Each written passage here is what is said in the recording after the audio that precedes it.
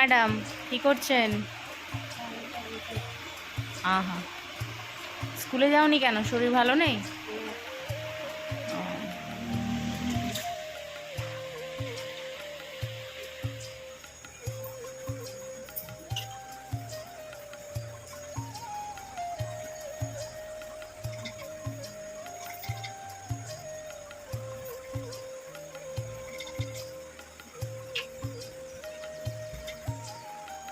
নিত্যদিনের কাজ নিয়ে আজকে আরও একটা ব্লগ নিয়ে তোমাদের সামনে চলে এলাম।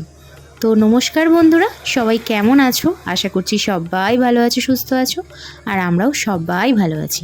কালকে রাত্রিরে অনেক জামা কাপড় কেচেছিলাম, তবে একটা দুঃখের বিষয় হচ্ছে অনেক জামা কাপড় কাচলেও আমার কাছে কিন্তু অনেক জায়গা নেই জামা কাপড় মেলার মতো।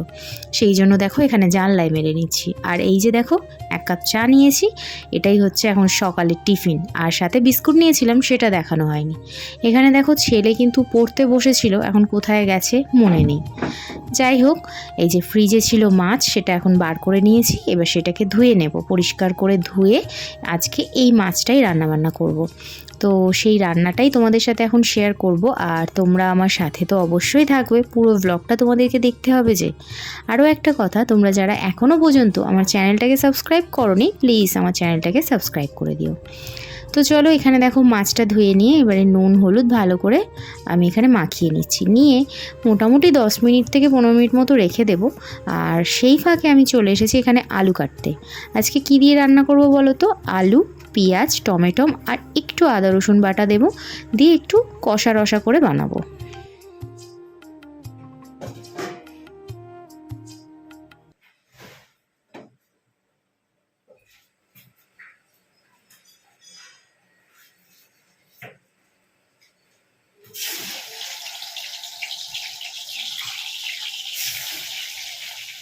রান্না তো বসিয়ে দিয়েছি, কিন্তু তার ফাঁকে মনে হলো চলো এই নিচের স্ল্যাবটা পরিষ্কার করে নিই।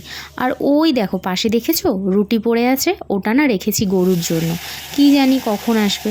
তো যাই হোক, এখানে না মাছগুলো ভেজে নিচ্ছি। আর যতটা কাপড় জামা জানলায় ধরেছে ততটা মেলেছি, আর বাকি নাইটিগুলো দেখো এখানে মেলে দিচ্ছি। কি করব বলো, এইভাবেই চলে আমাদের জামা কাপড় শুকনো করা। সকাল থেকে মানে এত কাজের চাপ, তোমাদের সামনে এসে কোনো রকমভাবে কোনো কথাই বলতে পারিনি। এই জাস্ট আমি বসলাম। আর হচ্ছে এখন মানে সমস্ত কিছু কাজ হয়ে গেছে, স্নান টান করে ঠাকুর টাকুর দিয়েছি, সমস্ত কিছু হয়ে গেছে। তবে আমি এখনও খাইনি। আর রাস্তার ধারে ঘর তো, সারাক্ষণই তুমি মানে তোমরা সবাই গাড়ির আওয়াজ পাবে। আর চারিদিকে শুধু জামা কাপড় আর জামা কাপড়। কালকে এত কাঁচা কেচেছি, আজকেও কিছু স্কুল ড্রেস কাচলাম, মানে ছেলে মেয়ে দুজনেরই। মেয়ে তো স্কুলে যায়নি, ওরটাও কেচে দিলাম।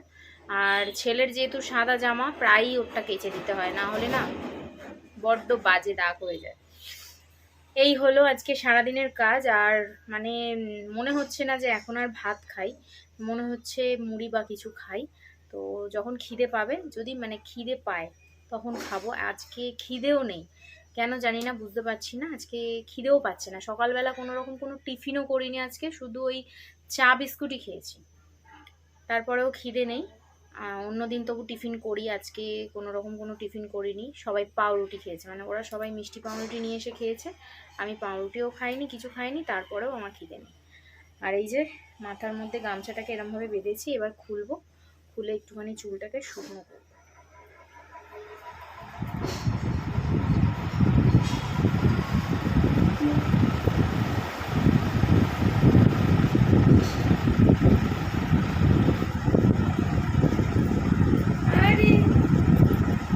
টিভিটা বন্ধ করে চালাতে হবে, টিভিটা কালকে এরকম সমস্যা করছে।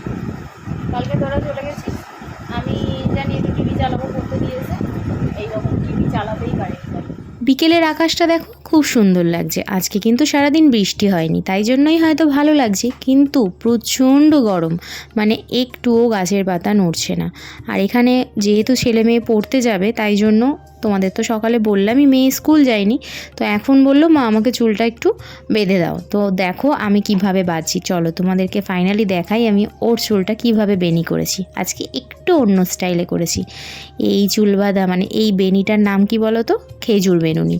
তো কেমন হয়েছে অবশ্যই কিন্তু বলো। বাবু এ নাও, এ তুমি একটা নাও, আর দিদি দিদি এ নাও।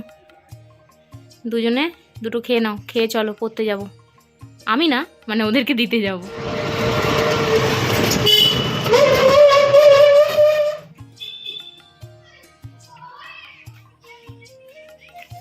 পড়তে দিয়ে এসছিলাম, তারপর নিয়েও এসছি। রাতে রান্নাবান্না কমপ্লিট হয়ে গেছে, আর কড়াটা এত বাজে অবস্থা ছিল সেটাকেই এখন মেজে পরিষ্কার করে নিলাম।